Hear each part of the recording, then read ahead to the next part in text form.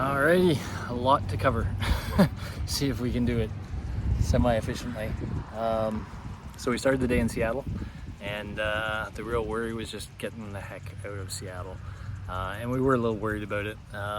We had all those stupid hills. We had to get the bikes to the hotel and get all our gear on and get the heck out of the city, and we did it mostly quite well.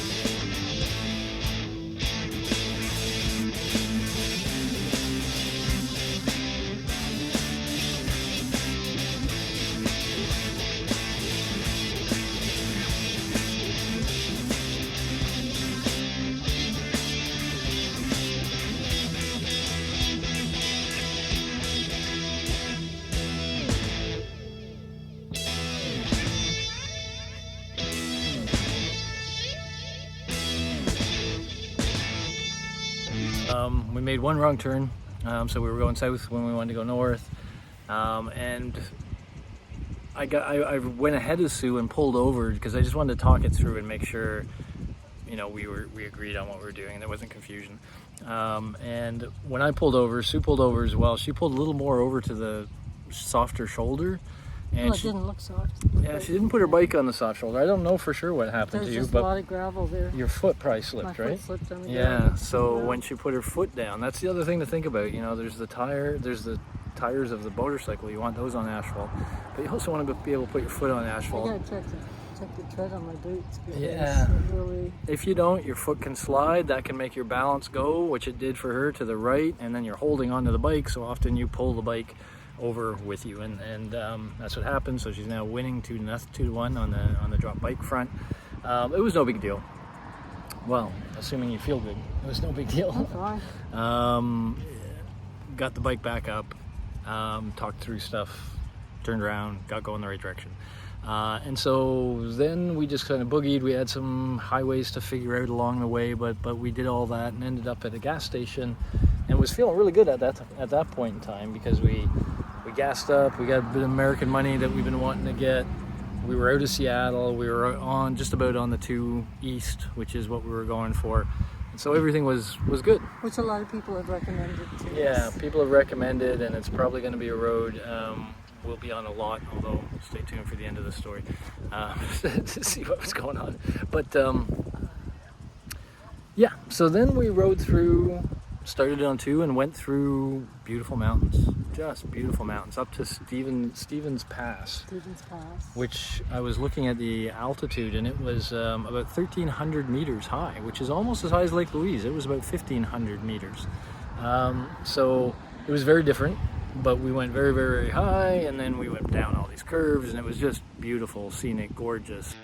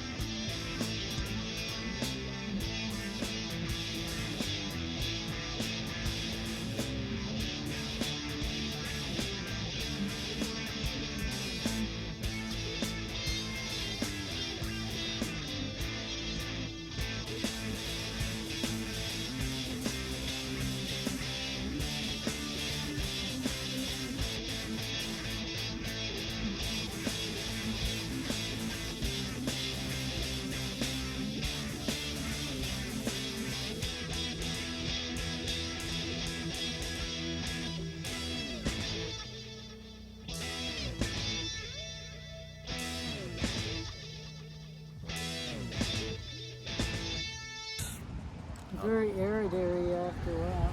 Yeah, well then it changed. Yeah, it went from this forested Even the mountains mountain were looked arid. a little, but then it got extreme. Like as we went further, it just changed totally and became these brown mountains that were really striking. I mean, to me, it And a brought. fir tree every now and then, very Yeah. sporadically.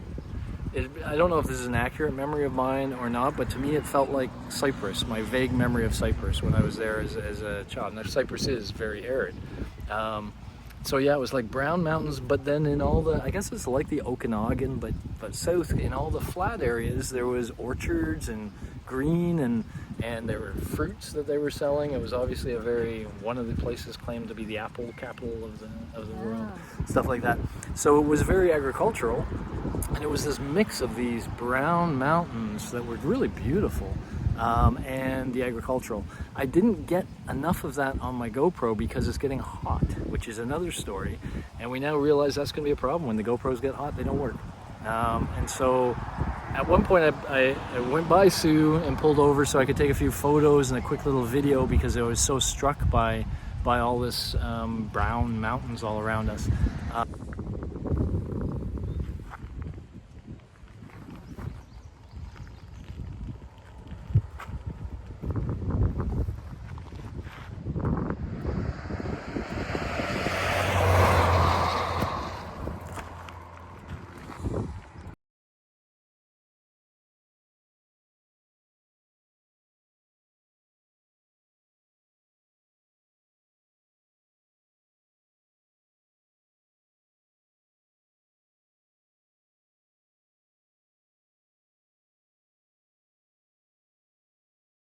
But the thing that was really striking, so we had done the beautiful mountains, then we did these weird brown sort of mountains, and then at some point we were climbing the brown mountains. It's like we were climbing them and going all around them, and it's like we were going to come to the top of the mountain. But when we got to the top of the mountain, it wasn't a mountain. This is almost like Drumheller. It was just like when we come into Drumheller, and you feel like you're climbing the canyon, but then when you come up, you're on the prairies, essentially. You're on flat ground, and you realize, which makes sense to me now, canyons are carved into the earth. And so the canyons are always well below sort of the regular level of the ground. And so that happened today, and suddenly we were in the prairies like I thought of them, not like what we saw in Canada. It wasn't totally flat. At times it was. The road was straight. It was yellow on both sides, probably wheat that's going to grow up or something. But it really felt like, wow, there's those prairies that I thought I knew. But we're just in Washington, so it was confusing me because I didn't think we should be in the Great American Plains yet. Another sort of interesting thing along the way is while we were riding, we saw a couple of dirt devils just off to the side. And my goodness, I thought that's a car. But where we are right now, the wind will pick up sometimes too, and I wouldn't be surprised to see a dirt devil here. And this is a campground, by the way. Give you a little bit of that. Here it's on the camping. Yeah, so very, very windy. And it was very windy while we were riding.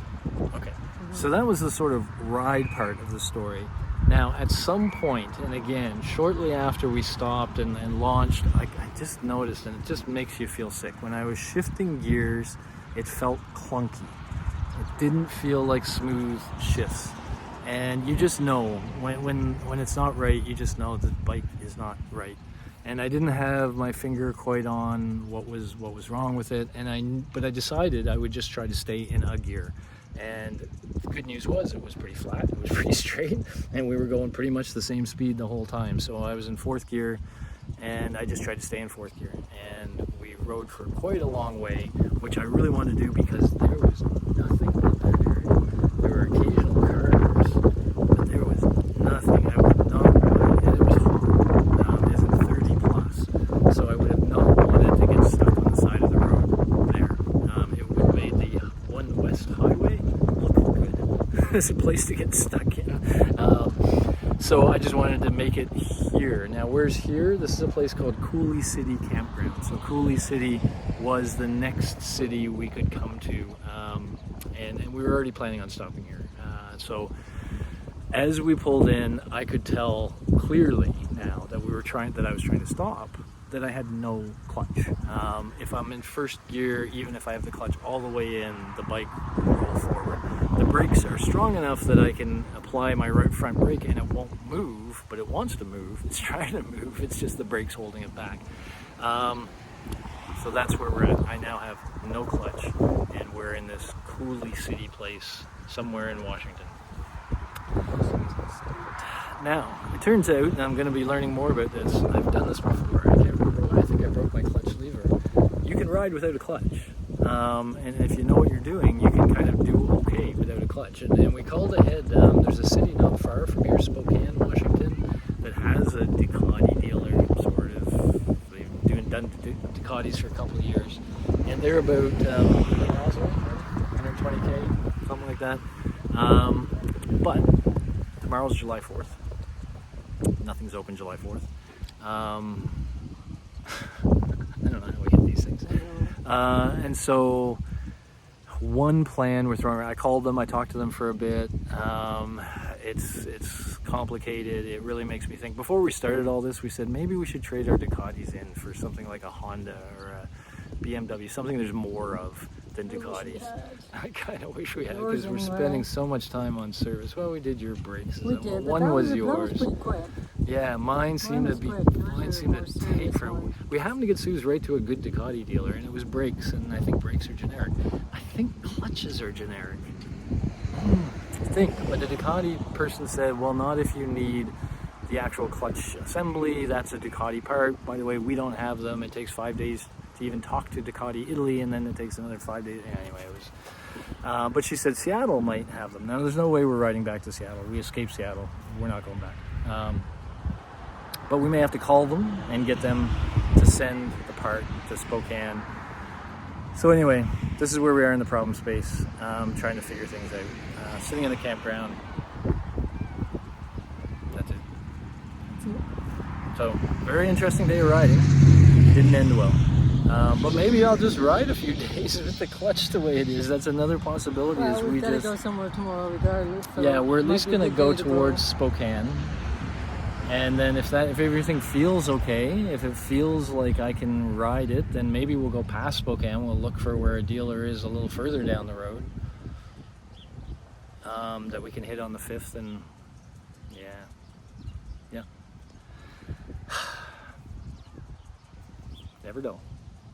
Random video. So this is a brief look into how this weird day is shaping up. So first of all, we don't have enough water, and the water here was not potable or whatever. Don't drink the water here. But they had ice cubes that were okay to put in drinks, and so we bought a bag of ice cubes for $7 because it's hot. $4 for 7 pounds. $4 for 7 pounds, yeah. It's hot, and we know that's going to be a challenge. So we've got all these.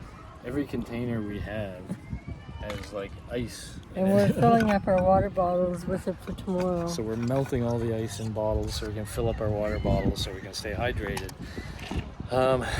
Just another glimpse of, and this is crazy, we've really been going through options of how to deal with the situation we're now in, the most recent situation, which is so frustrating because we just want to get rolling, and my bike especially is just,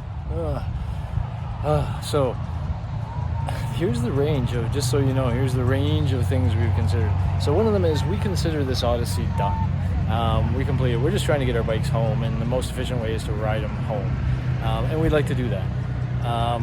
But we're also not going to just sink a ton of money and a ton of time and a ton of emotionality if it's just going to be a fight to happen. So on the one extreme, we could just get them to a city like Spokane and ship them home and fly home. That's a real super extreme. And just say, you know what, we did the Tofino thing, and that's enough. We feel like we've had enough.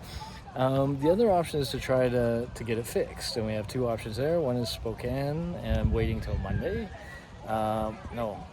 Friday, till they could even look at it to see if they think they could fix it without a part, and if they need a part, then we're going to have to reach out to every Ducati fan we know to try to get a clutch part, and we don't know how long. So that's another one of these limbos, and I hate these limbos. That's what Drumheller was.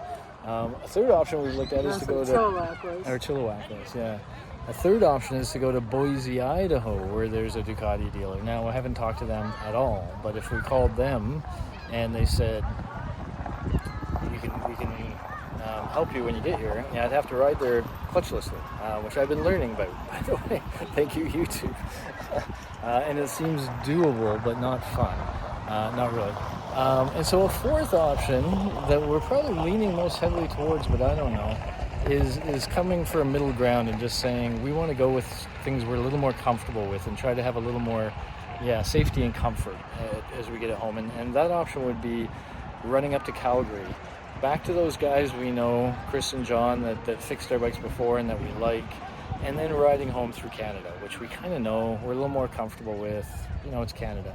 And so maybe that's an option where we can still ride back, but get rid of some of this uncertainty and some of the maybe we've just had enough problem solving. Maybe so. Enough broken down bikes. If we can, and that would be the biggest thing. If the bikes would just work, things would be much easier. They would. But anyway, that's where our heads are right now, and we don't know what we're going to do, but we're going to take it easy tonight, try to get a good night's sleep, try to bug out early. We're going to go to Spokane because all plans start from Spokane. So that's the first step no matter what we do, and that'll give me a sense of how much of a handful it is to ride the bike without a clutch, and that'll shape some of our decisions of what we do from there. So that's where we're at. Protein bars in hand.